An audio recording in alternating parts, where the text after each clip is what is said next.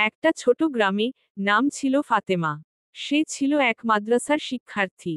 ফাতেমা খুবই পড়াশোনায় মনোযোগী, আল্লাহর উপদেশ মেনে চলতে চেষ্টা করত এবং তার সৎ সাহসিকতা ও ধৈর্যের জন্য গ্রামে সবাই তাকে ভালোবাসত। তার বাবা ছিলেন একজন কৃষক, এবং মা ছিলেন গৃহিণী। কিন্তু ফাতেমা জানত যে শিক্ষা হলো একমাত্র উপায়, যা তাকে তার পরিবারের আর্থিক অবস্থার উন্নতি করতে সাহায্য করবে। একদিন ফাতেমা মাদ্রাসা থেকে ফিরে এসে তার মা বাবার সাথে বসেছিল। মা তাকে বলল, ফাতেমা, তুমি যদি তোমার পড়াশোনা ভালোভাবে চালিয়ে যাও, তাহলে একদিন তুমি অনেক বড় আলিম হয়ে আমাদের গর্বিত করবে। ফাতেমা খুব মনোযোগ দিয়ে মায়ের কথা শোনে এবং প্রতিজ্ঞা করে যে সে আল্লাহর উপর ভরসা রাখবে এবং তার পড়াশোনা শিখতে থাকবে।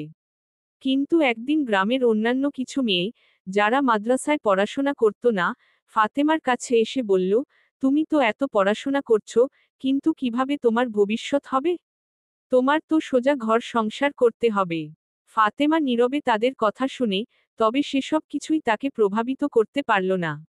সে জানত, শিক্ষা শুধু জীবনের সফলতা আনতে সাহায্য করে না, বরং একজন সৎ মানুষ হয়ে গড়ে ওঠার জন্যও খুব গুরুত্বপূর্ণ।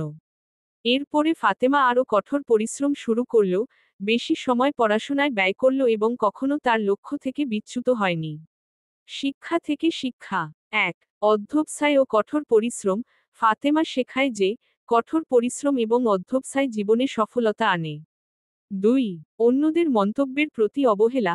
গ্রাম্য মেয়ে ফাতেমার পরিশ্রম দেখে তাকে অযথা প্রশ্ন করে, তবে ফাতেমা তাদের মন্তব্য গুরুত্ব না দিয়ে তার লক্ষ্য তাড়া করতে থাকে। ৩. আলেম হতে প্রতিজ্ঞা।